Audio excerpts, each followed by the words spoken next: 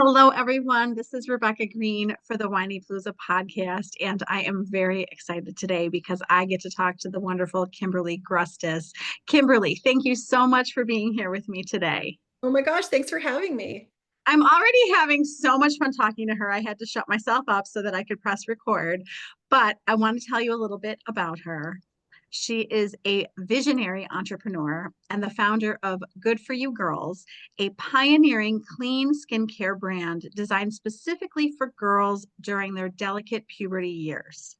With over 15 years of experience in the natural product and nutrition industries, Kimberly was motivated by her deep understanding of the dangers posed by toxic chemicals, even in trace amounts on young girls' health.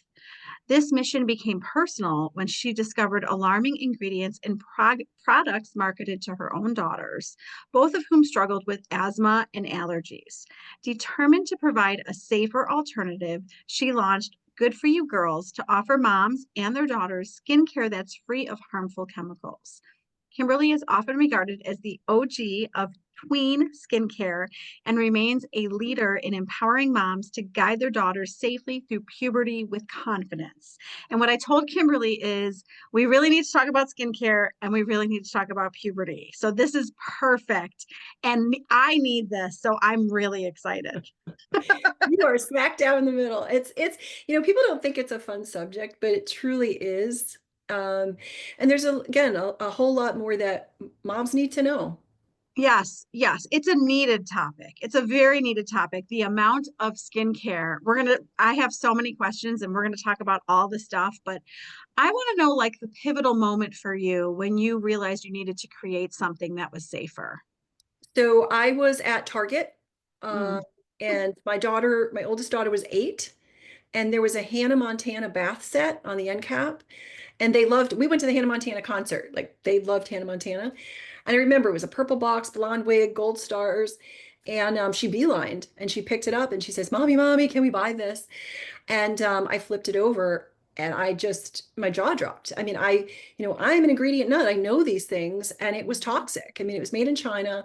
It had like 4 lines of just dyes and Oh, synthetics. And it was just, there was literally nothing good, nothing in this product.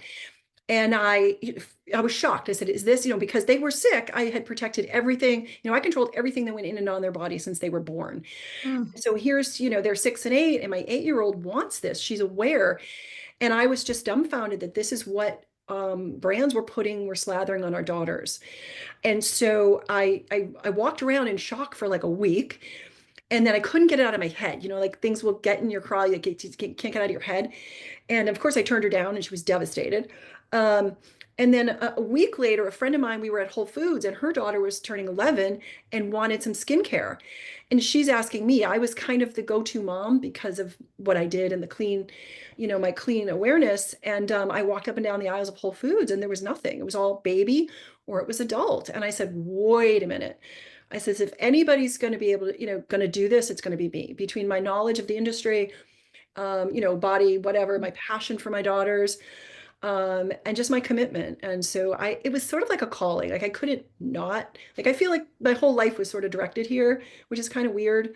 But it's crazy. Like you make these career choices and you pivot in your life, and this is not the avenue that has brought me, financial wealth and all of this stuff, but it has brought me such joy, and peace knowing that, I'm really doing good. And so that's my win. I love this so much. And I'm curious because you had this idea and it's led to being like a leading brand in tween skincare. So take us on the journey from an idea to a leading skincare line. So again, I worked in sport nutrition. So I was a creative director by trade. And I was a fitness nut in the day, Mm. like forever, day one, like I was a fitness nut. So those two avenues converged, and I worked for nutrition companies. So I was a branding expert.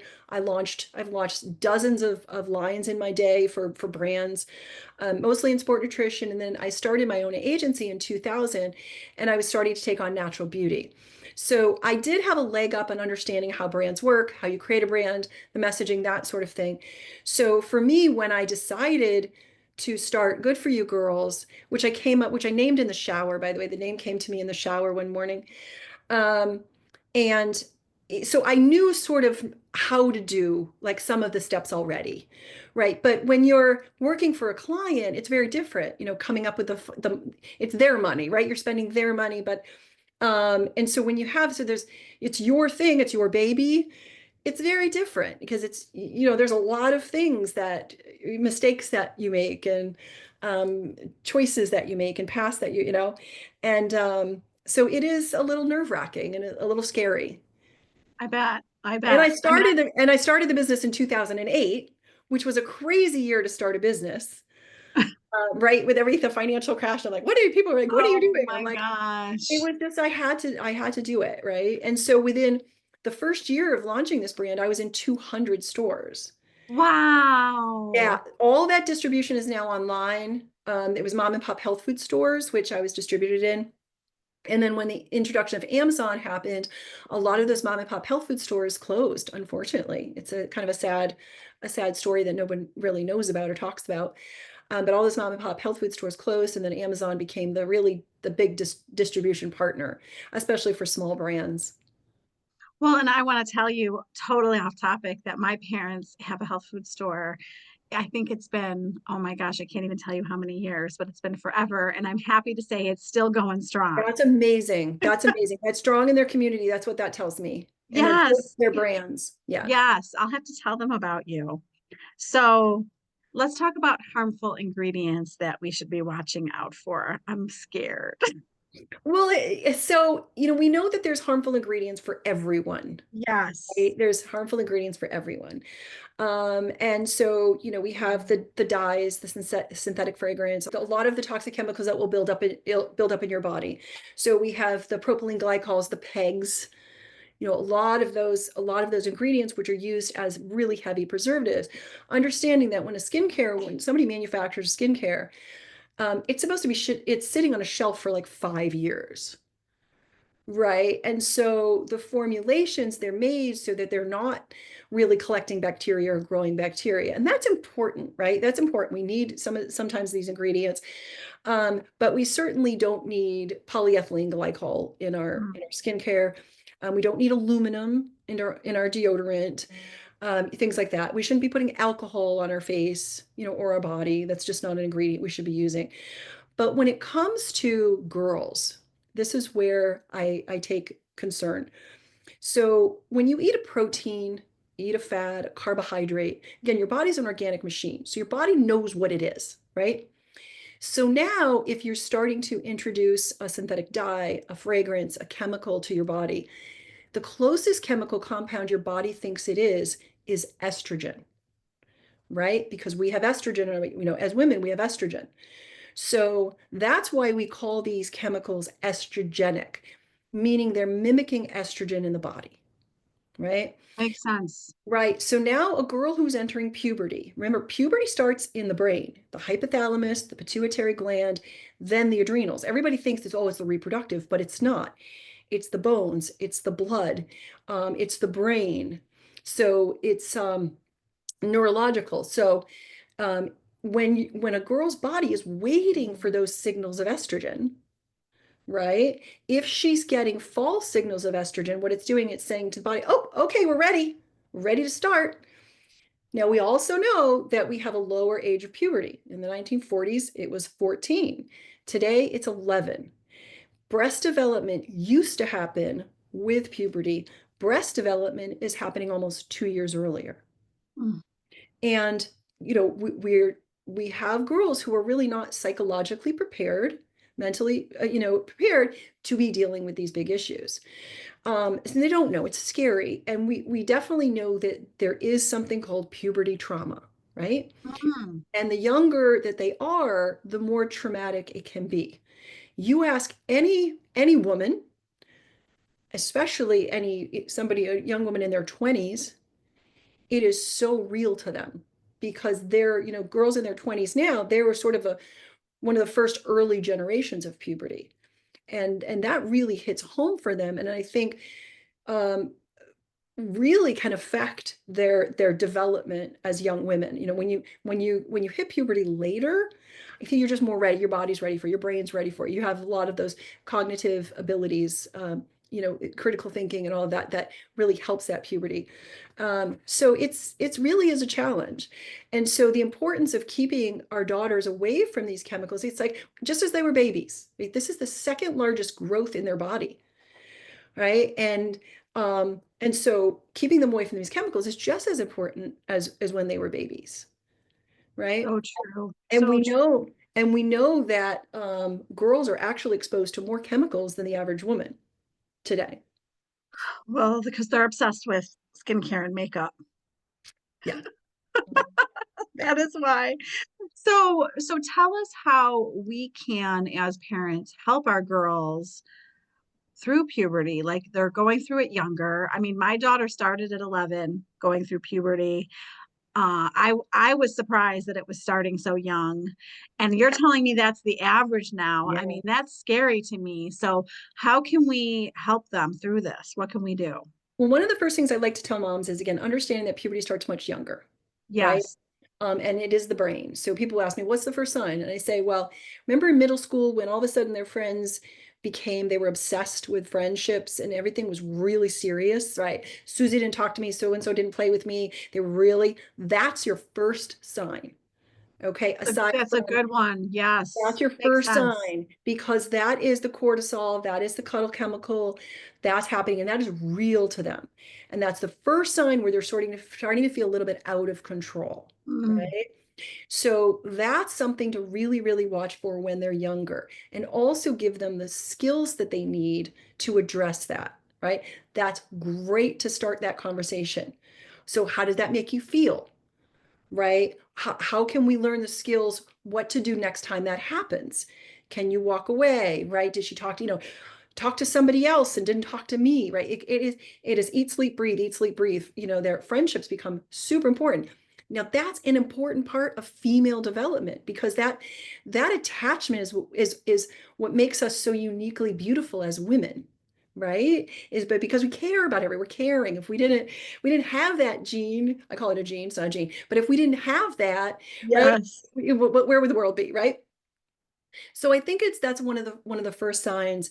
And again, in recognizing that change in development from your child, right?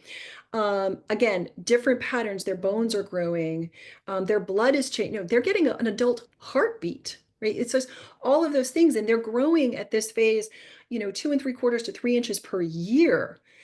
And I love to remind parents that hormones are your friend, right? And as women, we are going to be dealing with hormones the rest of our lives. And in understanding that if we have the conversation about hormones younger, and that we teach our daughters that this transition and these hormones are actually working for you, not against you. The language matters here and how we approach it. I really get angry when I hear people will say, "Oh, suck it up and get over it." Like puberty, just suck it up. Mm. I'm like, oh no, this is the No. time to be. We're not having puberty parties over here. That's not what I'm promoting. But what I'm promoting is respecting what their little bodies are trying to do and what they're doing. And this is happening for them, not against them. And when we can use that language, around them, they're so much more comfortable with it. It's not a Jack and the Beanstalk you're just growing randomly, right? I mean, when they're little, they don't know why you're, marking the door and it's growing and they just, it's just happening, right? It's just this invisible thing that's happening. But when they get little bit older, it's really a great time to introduce hormones as the word that is remarkable and amazing. And look at what your body is doing. Oh my gosh, isn't it brilliant? It's fascinating. Oh, Good I love how for you're you. talking about this. Nobody's doing this. I know, and Everybody it needs drives me to listen to crazy. this. It drives me We're not, crazy. I mean, I have told her that it's natural and I have said some of the good words, but I'm not doing this. I love this that you're It's teaching. so, I mean, it's a superpower when you, and again, Yes. and they're the best students, they're the best friends, they're the best sisters, they're the best, and the best athletes. We are dealing, they are dealing, our young people are dealing with athletics that we never dealt with, right? The Mm. level of athleticism and things that their bodies are doing. And it's also really great to recognize again that it is affecting all of their systems so that if something seems awry, that you can address it early. Right. So if they're having pain in their bones, right, and all of these aches and pains where their sleep patterns are changing, nutrition is huge for them at this age. And the amount of bone growth, I love this is a wonderful fact. The amount of bone growth during puberty in a girl is the same amount of bone growth a woman will lose in menopause. Oh my goodness. Wow. Yeah. So if you want to talk about getting your kid enough nutrition, like you want to say, I love my kid now, but I love my kid when she's 50. I want to do good for her when she's 50. Mm. That's the light bulb that you see to say, okay, we're getting nutritional support. We're making sure you're getting protein. We're making sure you're doing your vitamins. We're making sure you're getting your exercise. We're making sure all of those things, again, will benefit. And we now know we have a sedentary life. We have a more of a sedentary lifestyle. So we're going to be seeing things in our young people that really haven't. I mean, we're starting to see in some generations, but it will only benefit them when they're adults. We got to start young. Yeah, no, and again, it's crazy to me. Like I'm sort of a glass half full kind of girl. I've always been that kind of person, and I love also the fact that when our daughters are kind of going through this or in the thick of it, we're in perimenopause, right? Our body, Yes, we right? are. So we have so much in common, right? Oh, Than they, than we really realize. our poor husband. But let's talk about like we're each other's support system, right? And Yes. I never like it was crazy. Like when I had the hot flash thing or whatever, and I would get a hot flash, I would never say, "Oh God." Like I would never take that. I would say to myself, "Yeah, she's hanging on." Like it was like she's not ready to leave me. Like I would spin it positively. And Oh, it's all mindset. It's it all, is, and it's like, yes. and so I almost wanted more of them. Like bring them on. Like every time I got hit with a hot flash, I'm like, girl, I'm still here. Like, like whatever. It was so like again, I think language matters, and we know Mm. our young people, especially our girls, beat themselves up so much. Yes, they do. And so, and the conversations that we have when they're younger about stinky feet and armpits and pubic hair and whatever, all those things, and we can be so real with them and raw with them and be human with them when they go to college, when they're older, or the subject before they go to college, they'll talk to you more, right? The hard conversations are easier. And I know that, and again, I always say it starts with stinky pits, but that's the first time we really have the opportunity to talk about those bodily changes. Well, and I think it's normal. I mean, definitely need your help.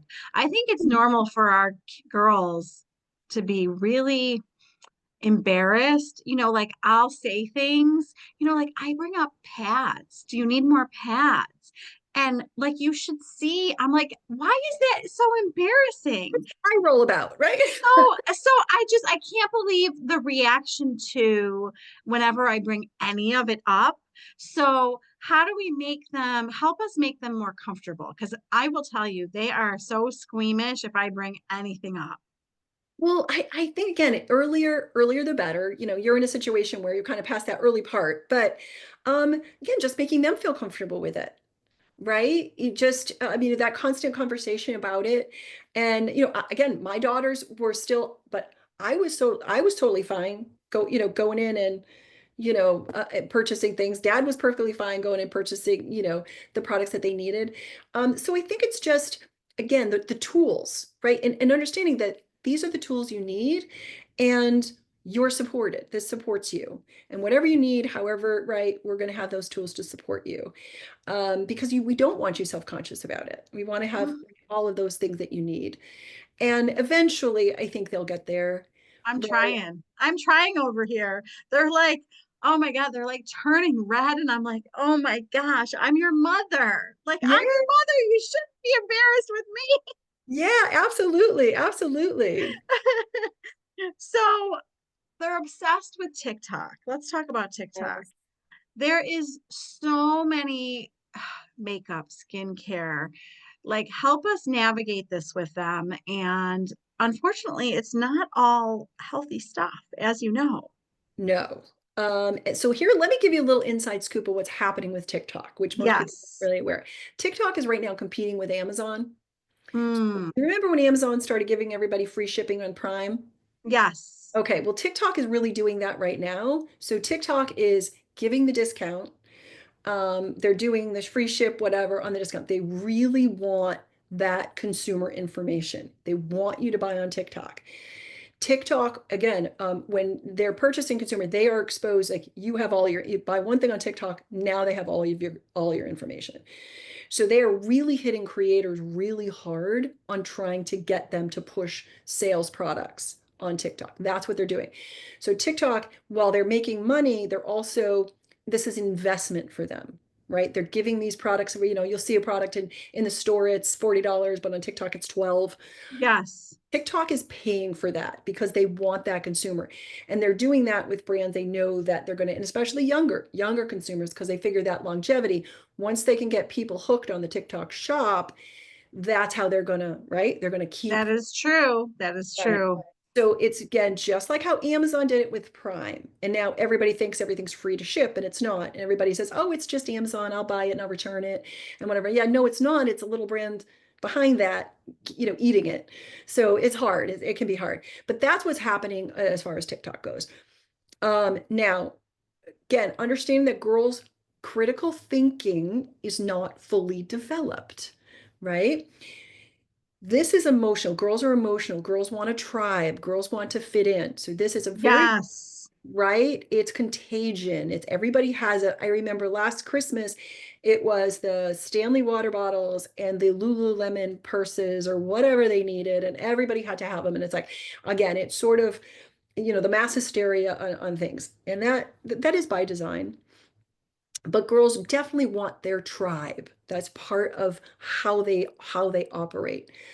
So one of the best things we can do, first of all, I don't think young children should be on TikTok. I really do not believe, I think it's exposure to some dangerous information, people that really don't care about them, right? It's really, so that's a parent's fight. I can't fight that battle. I just think that that's really unhealthy, because as much as we're addicted, can you imagine how they are, right? And also pushing all those buttons, making them feel insecure, making them feel, FOMO and all of that stuff, right? And understanding that there's a huge difference between a 12-year-old and a 22-year-old, right? They've gone through, right? So, but if your child is going to be on TikTok, I think the best thing you can do is sit with them, show them where it's showing earns commission, right? Look at the other TikToks of somebody that they're following. Okay, what else are they selling? How much are they, right? Where is the revenue generated? Because that's all the creators are there, even though you think that they're there for their, just for the, you know, um, joy to the world, they're not. Like, anybody who's selling you something is there for commission, right? Hmm. Um, so that's also important to tell them, to explain to them that these likes and the follows and all that is earning them money. There's also a value proposition, right? So if they're following, and you hear again the depression on a lot of these creators who were there early on, this is exhaustive, right? And their value is now based on how many followers they have, how many likes, or the revenue that they're generating. I don't like it for girls because, again, they're going to go up as plateau some point. It's time to, they're going to come down, right? Well, must go up, must come down. And there's a lot of ageism in there as well, right? I'm Yes. aged out of this bracket. Now I'm in this bracket. I'm no longer valuable. No longer following me, so I think there's some really important conversations to have from this. Now, one of my things again about skincare is also teaching your daughters that, remember, they're the goal, right? Their skin is the goal for all us anti-aging people, right? Or aging people. So for them to look and say, I need a product that does X, Y, especially the cellular turnover or the exfoliants, whether it's alpha hydroxy or beta hydroxy acid or all of those things, what those are doing is young skin should not turn over cellularly as fast as our skin. It's not supposed to. Sebum is there to protect their skin, the oils in their skin. It's the glowy, right? We just finished the glowiness, right? Why do you think those glowy products? It's to give us the glow, not them the glow. They already have the glow. So, I agree with you 100%. I'm right? like, your skin is perfect. You don't need to do any of this. But what ultimately is the damage, right? It's again, chemicals aside, but when you are exposing your skin, you're also exposing it to UV damage. And Mm. that is something that they will not see until they're much older. And then they can't reverse that, right? That damage. So the skin damage from UV damage or environmental stressors or all those things, when they're messing up their microbiome and all of that, when they're exposing, that's a real risk to them. Mm. So the sebum, and I love to tell people too, I don't know if most people know this, but you know when a baby's born, like that white stuff all over their body, that's actually sebum. So that's Mm. in utero to protect the baby from the amniotic fluid. So that all that white stuff. So again, with hormones, your body's amazing. I love it. Your body is just freaking amazing. So anyway, so now in puberty, that is there for growth, right? And the really great thing about young people to understand too is the more sebum you have, the fewer wrinkles you're gonna have as an adult. And so if you've got, if you've got some acne and you've got some extra oils, you should just thank the Lord because that's there to help you, right? That's actually a really good thing. As much as it's a pain in the ass and you wish you didn't have that, shine at the end of the day, you can look forward again, put it positively, like that's right. Most of the bacteria in young people is actually from bacteria. Most of Mm. the acne, they're in school all day, they're touching their hands, they're not washing their hands, their hygiene is all day long. It's gross.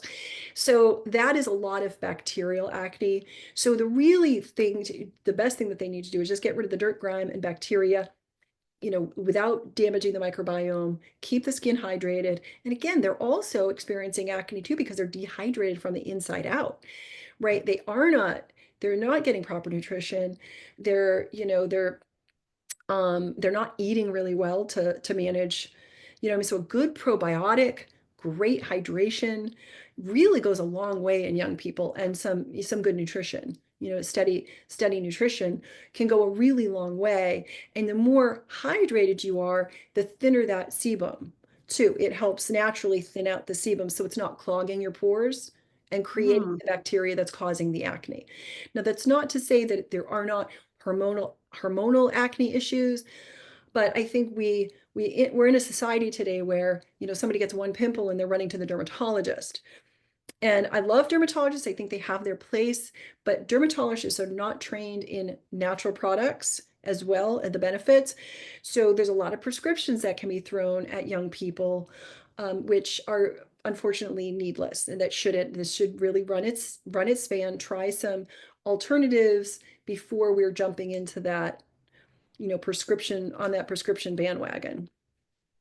Oh, I totally agree with you. That's how I was raised by the parents who own the health food That's good store. story. Good for them. So most people are going to listen to this and they're not going to watch this, but you might want to go check out so that you can see the video and you can see how fantastic Kimberly looks. So I am going You're to very sweet. I'm going to be selfish right now and I'm going to talk to you about your own nutrition and exercise plan. Okay. Can you enlighten us and tell us like what you eat in a day, what your workout plan is? I mean, I have to tell you, you look amazing. Oh, thank you so much. Thank you so much. I'm gonna blush. So again, a fitness nut. I was in the day, and I do believe young people need exercise. And I actually just commented on somebody's TikTok. It's money in the bank, right? When we talk to our young people, and this is something that my daughters learned, which was amazing, is anything they're doing as a young person, because again, they have all the hormones, the great hormones, the testosterone, the estrogen, the progesterone supporting their body. So Yes. as young people, the best thing that they can do for themselves is use it, Mm. is use that. And you develop. So I early on, I mean, I was a little bit of fruitcake. When I went to college, I put a coat hanger behind the radiator so I could pick the lock at the gym at night. Yeah, with my Walkman, with my Walkman. Oh my gosh, you are hysterical. I would go with So, my Walkman, and the campus police would come pick me up and bring me back to because I lived off campus. Yeah, so I was a little bit excessive, but I loved the control that it gave me, right? mm. It wasn't, it just, I love the way that my body responds. I was a dancer and a gymnast when I was younger. I had a really bad gymnastics injury. Oh, Yeah, I was vaulting and came crashing down on my back, and it ended my gymnastics career. oh my God, that's terrible. Yeah, it was okay, but it was, yeah, so it was tough, but for me, regaining that and getting back was good for me. So I do watch what I eat. I don't eat garbage again because I just know how it's affecting my body, right? Yes, So I'm yes. I'm a very clean eater now. Again, after having gone through menopause, for me, it's about protein and vegetables. Mm. I never go hungry, but I do, great probiotic support. I'm all up on all my vitamins. I take large amounts of vitamins, and I just eat clean, and I eat all the protein, vegetables I want. And anytime you put chocolate in front of me, I will eat it. I don't. That's my right. But you have to make choices. You can't live, and so you can't deprive yourself. I guess that's my thing too. You have to have those things that bring you joy. But that's how I eat in my home. Now, when I go out to a restaurant, I will splurge a little bit. I'll usually eat something that I don't normally make, and maybe That's a something good that's idea. a little bit more decadent. That's when I'll splurge a little bit. But I work out every day at 6:30 in the morning. I have a Pilates machine at home, like one of those home Pilates. And so I'm really maintaining that muscle mass for me because as we age, we get sarcopenia, right? And Mm. that's age-related muscle loss. And we will find that as, when our hormones start declining. So that's why, anyone in their younger, that's if they're building up that muscle, that's what they want to do. They want to make sure that they're always saying, hello, we feel you. So anything that you're doing for muscle and strengthening is so good for your body. Oh my goodness. Yep. I will tell you that my mother is on me to do weight training and she will be Yes. happy that I am doing it. So I am listening to her even at my age. I'm still listening to my mother. Yeah. So again, yeah, that's super important. So I got to tell you, when you do, if you find something where you're doing like 3 reps, 10, 10, 10, 10, you're doing anything, if you're finding that that third rep is easy, just beef it up a little bit. You always want that Mm. third rep, the third to be a little bit hard. Oh, that's good to know. So you can get through the first and second sets, but on that third one, you really want to push your body. So yes, Mm. weights for women is huge. Don't be afraid to pick up heavy things. They've now correlated grip strength to age. Can you get up off the floor without using your hands? Right? Those are some really simple, basic things that we are now associated with aging. Mm. Is just being able to get yourself up off the floor without using your hands and your grip strength. So, doing some squats with a heavy weight, I don't use kettlebells, I just use like a regular weight, free weight. And free weights, here's the other thing, and I don't blame a lot of women going to the gym and feeling this is not the place. Those machines are not made for our bodies. Mm. So that's another thing to understand too. They are not made for a female body. So if you have a gym that does like personal training with free weights, that's where you want to be.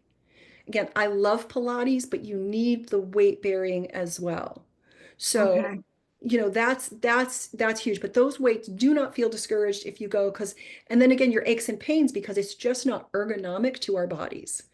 Hmm. And then Well, that's we good to know. I'm doing free weights, so that's good to know that I'm doing it So, right. if you can't, make sure you're getting enough aminos. If you're not getting your protein through food, supplement with a really good protein, or amino acids, or even a creatine. They're really good for your body. So that just, again, everything goes back to the amino acids in your body, because that's the, where the protein is building. So if you're not getting your right amount of protein, you need to source that from somewhere. You really need to supplement that. Well, and I don't want to change topics, but I do want to talk about the fact that your daughters, I don't know if they're still dealing with it, but I know they were dealing with asthma and allergies. It was terrifying. Yeah. So when my daughter was born, my oldest daughter was born, she had an upper respiratory, she had food allergies and had an upper respiratory condition. So her little airway would spasm and she was not getting oxygen, and there was no warning. She would just go lethargic. Oh my So I would run gosh. her to the emergency room, and they would hit her with an EpiPen and a breathing treatments. And, at one point, the doctor was like, "Do you realize how scary this is?" I'm like, "Yeah, I do." So I was Mm, that mom who went to every field trip because she needed the EpiPen.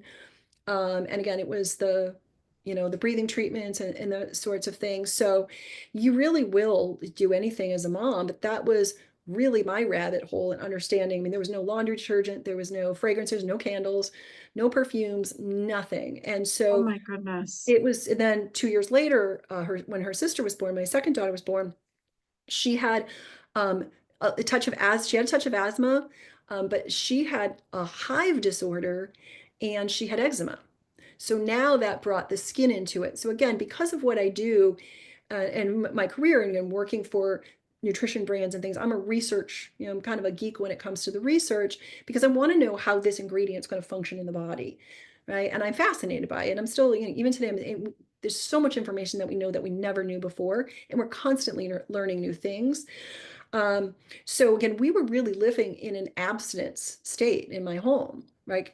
And again, I did control everything that went in and out of their bodies, and they were none the wiser. They were happy. They were, I made the baby food and fed the right. So it was scary. It was terribly scary. But now, even as young women, I'm so they care about their bodies, right? And this is, again, in puberty, we can teach them that they own this. The best thing we can teach them is that they own this, right?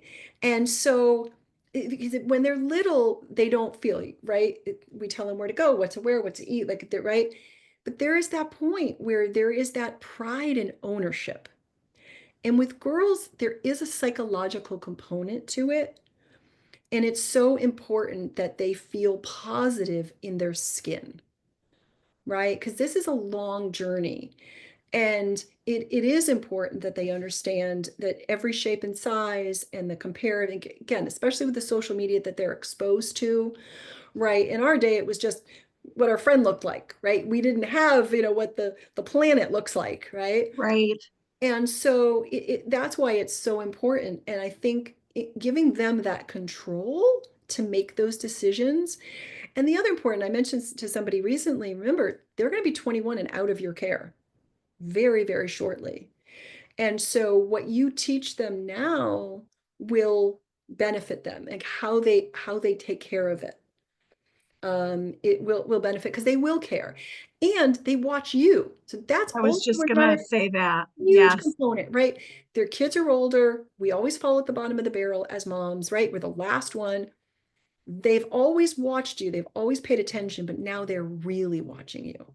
Mm. How are you taking care of yourself? Are you giving yourself some downtime, right? What are you doing for self-care? And I love the opportunity to have those conversations with them, right? And you are your daughter's first influencer. So own it, claim it, right? And Yes. you matter too. So again, I love the by design. They're coming in, we're going out. Now's the time, because if you've got kids this age, you're going to be an empty nester soon, right? And don't wait. You don't have to wait until that time to start really caring about reclaiming, your body. Because I want them to see me take good care of my body. I want them to see me doing the weights and the running and the eating healthy. I want them to be modeling good things. So Yeah. I'm with you on that. Yeah, and I think that it's really interesting. And I don't know if you remember, I spoke to someone earlier today, and she's like, I remember when I would see my mother put on makeup and get dressed and look pretty. She Yes. remembers that and she used Oh, to yes. love that. Oh, yeah. Me So too. it's, And yeah. I used to love when my mother would let me wear her makeup. That was very, and we weren't going to Sephora. Let me tell you, there was no Sephora. No, no, no, no. And it is, again, it's critical thinking, it's being choosy, right? And it's not, so I believe in there's always a pendulum, again, being a marketing person. What COVID was so restrictive that what Yeah. we're dealing with now is kind of a mass chaos. It's mass consumerism, right? Yeah. Yeah. Right. And there used to be, you used to have the mass brands and you used to have the prestige brands, right? There was nothing in the middle, right? So what we've seen in the last couple years, and so there was the cheap products and the expensive products. There was nothing in between. So what we're really seeing now after COVID is there's another category. It's called mastige. So what's happening is more expensive brands or are sort of catering a little bit down. It's a smaller size, the pricing, but they might not be all that, formulated as the prestige, product. Uh, but instead of consumers buying one of things now, then they want one in every flavor, right? I got to have all of them. But I'm glad to report that I think the pendulum is swinging back. Mm. And I do think it comes from a lot of people saying, okay, is enough? And young people saying to themselves, hey, listen, I don't want this. Um, I don't want these clothes fast fashion. Fashion is a big thing for young people, right? They don't want the fast fashion. They would rather go to the thrift store and buy of quality, right? So, and then we're talking about classic looks and classic fashions. You see that. So I think that our young people really are on the right track. I think that they just forget because they're being marketed to 24/7 Oh, that yeah. it's hard to resist that. Boys are awesome like that though. Boys are great. Boys are like, I don't care. Like, you know what I mean? So they don't fall prey to that. But again, that's part of our tribe and part of our belonging. And in society today, we really have stolen this wonderful innocence of childhood for a lot Mm. of these young people between the ages of 9 and 14. And again, social media has so much to do with that. But yeah, and there's always that aging up, right? So younger people are acting older. And again, Oh, understand yes. puberty has a lot to do with that. And they're entering this, much, much younger. Well, for everyone, all the parents who want to do better for their kids, can you leave us with one piece of advice that we can start doing today? Yeah, nutrition's huge. Mm. Plan. Get them involved, tell them why it's important. Right. I think that's huge. Again, sleep. We also know again the sleep patterns are changing. Almost melatonin is happening 3 hours earlier, I mean 3 hours later for them. So Boy.